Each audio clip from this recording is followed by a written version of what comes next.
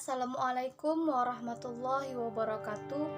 Kami dari kelompok 3 yang beranggotakan 3 orang, yaitu saya sendiri Putri Senihati serta rekan-rekan saya Rifa Herdianti dan Sylvia Novita.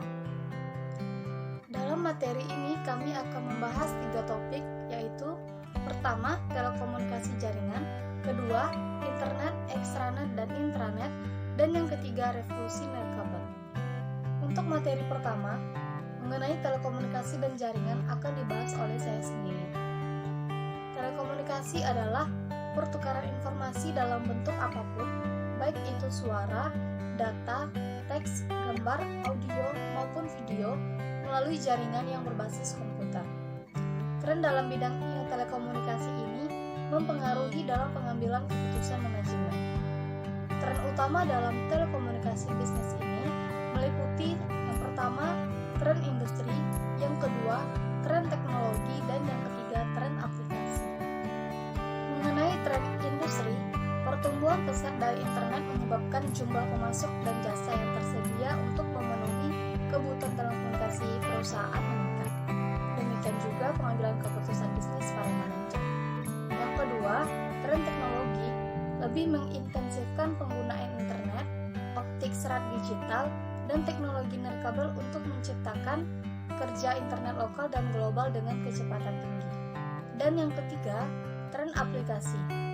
Jaringan telekomunikasi memainkan peran penting dan meluaskan dalam proses e-bisnis berbasis web, e-commerce, kerjasama perusahaan, dan aplikasi bisnis lainnya yang mendukung tujuan strategis. Baiklah, selanjutnya materi mengenai jenis-jenis jaringan telekomunikasi, di mana terdapat 6 jenis jaringan. Yang pertama, jaringan area lokal atau local area network yang disingkat dengan LAN. LAN adalah jaringan komputer yang jaringannya hanya mencakup wilayah kecil seperti jaringan komputer kampus, gedung, kantor, dalam rumah, sekolah, atau yang lebih kecil. Yang kedua, jaringan metropolitan area network atau disingkat dengan MAN. MAN adalah suatu jaringan dalam suatu kota dengan transfer data kecepatannya lebih tinggi. Jaringan MAN ini adalah gabungan dari beberapa LAN. Jangkauan dari MAN ini antara 10 hingga 50 km. Yang ketiga, jaringan area luas atau Wide Area Network yang disingkat dengan WAN. WAN adalah jaringan komputer yang mencakup area yang besar, sebagai contohnya yaitu jaringan komputer antar wilayah, kota, atau bahkan negara, atau dapat didefinisikan juga sebagai jaringan komputer yang membutuhkan router atau saluran komunikasi publik. Yang keempat, jaringan privat virtual, Virtual Private Network atau VPN. VPN adalah jaringan aman yang menggunakan internet, namun menggunakan fitur pengamanan untuk koneksi internet dan intranet. Yang kelima, komputasi jaringan. Komputasi jaringan ini memandang jaringan sebagai sumber komputasi jaringan dari semua lingkungan komputasi. Dan yang terakhir, keenam, jaringan pertukaran. Munculnya aplikasi dan teknologi jaringan rekan ke rekan atau peer-to-peer untuk internet dianggap sebagai pengembangan yang akan memiliki dampak yang besar terhadap bisnis, e-commerce, dan internet sendiri. Baiklah, untuk materi kedua akan disampaikan oleh rekan saya Sylvia Novita. Baiklah, untuk materi selanjutnya yaitu mengenai internet. Internet atau internetwork adalah jaringan komputer luas yang menghubungkan antar pemakai komputer satu ke komputer lain dan dapat terhubung antar negara di seluruh dunia. Dalam internet terdapat berbagai macam informasi, layanan internet browsing, atau yang bisa kita sebut sebagai surfing. Internet juga digunakan untuk mempermudah komunikasi di seluruh user yang ada di dunia secara bebas dan terbuka. Selanjutnya yaitu ada fasilitas-fasilitas yang dapat dimanfaatkan dengan menggunakan internet. Seperti yang pertama itu ada web. Adalah fasilitas hypertext untuk menampilkan data berupa teks, gambar, bunyi, animasi, dan data multimedia lainnya, yang di antara data tersebut saling terhubung satu sama lain. Yang kedua yaitu email. Dengan fasilitas ini, kita dapat mengirim dan menerima surat elektronik, email pada atau dari pemakai komputer lain yang terhubung di internet dan dapat menyertakan file sebagai lampiran. Selanjutnya ada newsgroup. Fasilitas ini digunakan untuk mendistribusikan artikel, berita, tanggapan, surat, penawaran, atau file ke pemakai internet lain yang tergabung dengan kelompok diskusi untuk topik tertentu. Selanjutnya ada FTP atau File Transfer Protocol. Fasilitas ini digunakan untuk menghubungkan server komputer tertentu dan bila perlu menyalin atau download file yang kita butuhkan dari server tersebut dan menyimpannya di komputer kita. Selanjutnya yaitu ada istilah-istilah yang sering digunakan dalam internet. Yang pertama itu ada WWW atau World Wide Web, merupakan kumpulan web server dari seluruh dunia yang berfungsi menyediakan data dan informasi untuk digunakan bersama.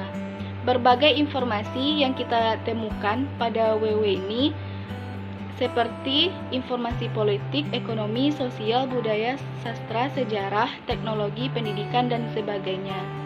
Selanjutnya yaitu ada website.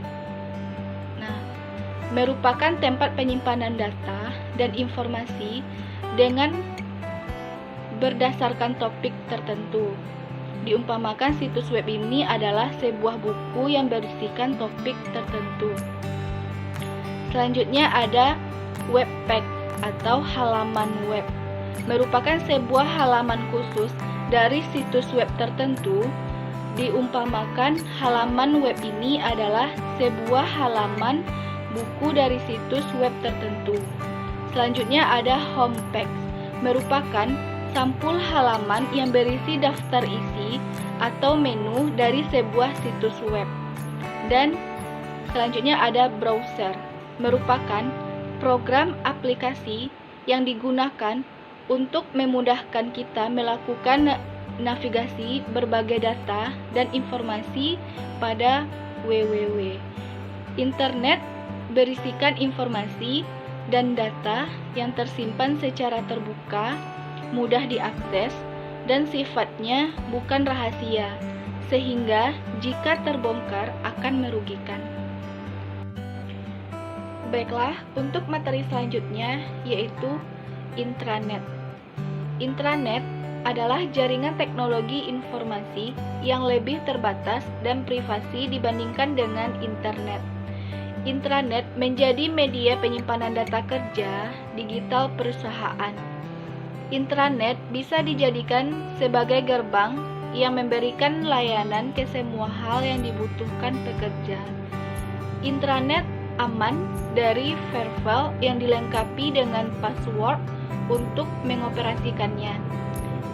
Intranet berfungsi untuk mempermudah brainware dalam mentransfer file maupun mengakses dokumen internal perusahaan atau organisasi.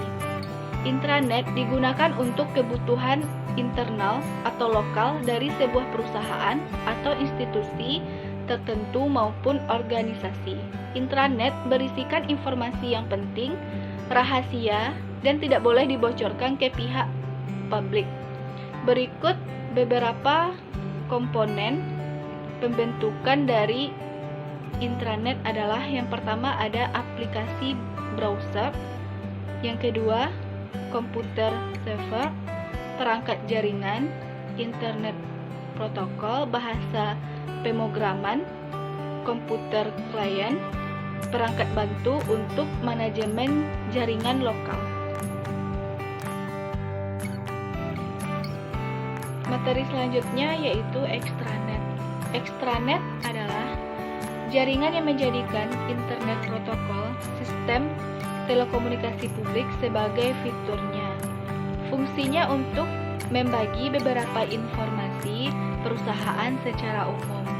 Extranet juga bisa dibilang sebagai intranet sebuah perusahaan yang disebarkan untuk pengguna yang berada di luar perusahaan. Extranet lebih merujuk pada jaringan organisasi, sehingga hal tersebut membantu dalam hal bisnis dan bisa bekerja secara kolaborasi. Extranet dapat juga diartikan sebagai internet sebuah perusahaan yang dilebarkan bagi pengguna di luar perusahaan. Perusahaan yang membangun extranet dapat bertukar data bervolume besar data atau EID, atau disebut dengan Electronic Data Interchange, berkolaborasi dengan perusahaan lain dalam suatu jaringan, kerjasama, dan lain-lain. Extranet berisikan informasi tentang perusahaan atau organisasi yang ingin dikeluarkan oleh publik. Hal-hal tersebut seperti profil perusahaan, karir, kegiatan sosial, struktur organisasi. Semua hal tersebut berasal dari lingkungan internal dan disebarkan ke publik melalui koneksi extranet. Nah, baiklah, hanya itu materi yang dapat saya sampaikan. Materi selanjutnya akan disampaikan oleh rekan saya, yaitu Rifa Herdianti. Kepada Rifa Herdianti kita persilahkan. Yang ketiga yaitu revolusi nirkabel. Nirkabel adalah transfer informasi oleh sinyal tanpa menggunakan kabel. Umumnya, telekomunikasi nirkabel menggunakan sarana gelombang elektromagnetik seperti laser, cahaya, frekuensi radio, atau gelombang suara untuk mentransfer informasi tanpa menggunakan kabel.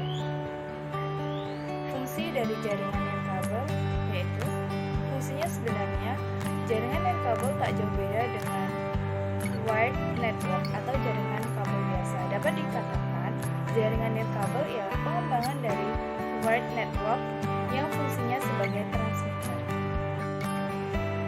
Perangkat nirkabel yang mendukung revolusi komunikasi nirkabel yaitu ponsel atau Personal Digital Assistant PDA, email handle, ponsel pintar, Global System for Mobile Communication atau GSM, kode division multiple access atau CDMA, serta pesan layanan singkat atau SMS.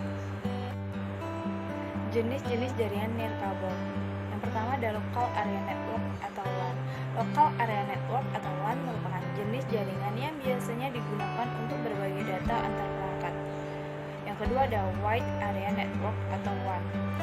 Wide Area Network atau WAN merupakan jenis jaringan yang fungsinya sama dengan LAN, akan tetapi untuk lingkup wilayahnya lebih luas.